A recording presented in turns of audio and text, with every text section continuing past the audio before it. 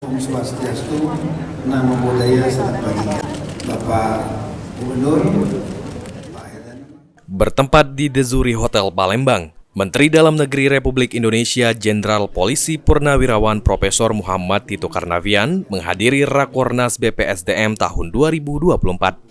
Dalam sambutannya, Kemendagri mengungkapkan ingin agar kegiatan Kemendagri menyebar se-Indonesia, tidak hanya di Jakarta, Bali, dan lain-lain, tapi di Sumatera Selatan juga agar memberikan dampak terhadap perekonomian di Sumatera Selatan. Tito Karnavian berharap dengan adanya Rakornas ini dapat memperkuat kapasitas SDM ASN baik pusat maupun daerah, supaya kapasitas kemampuan dan integritasnya lebih baik.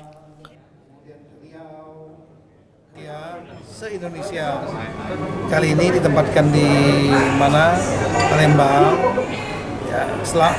Ya, saya ingin agar kegiatan-kegiatan Kemendagri menyebar di seluruh Indonesia, tidak hanya di Jakarta, Bali. Karena ini kegiatan-kegiatan di sini pasti akan membawa dampak, selain motivasi juga dampak ekonomi. Ya, seperti di Palembang otomatis restoran, hotel, ya, transportasi akan terdongkrak, pesawat juga akan terdongkrak. Jadi kita muter. Nah, kita harapkan dengan rakor ini kita melakukan koordinasi untuk memperkuat kapasitas sumber daya manusia ASN, aparatur sipil negara, pegawai negeri, ya baik pusat maupun daerah yang mereka sudah menjadi pegawai negeri.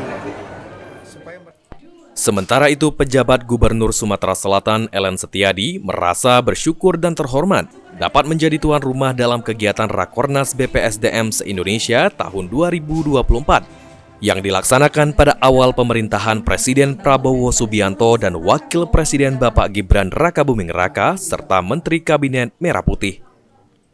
Aji Delia, PAL TV.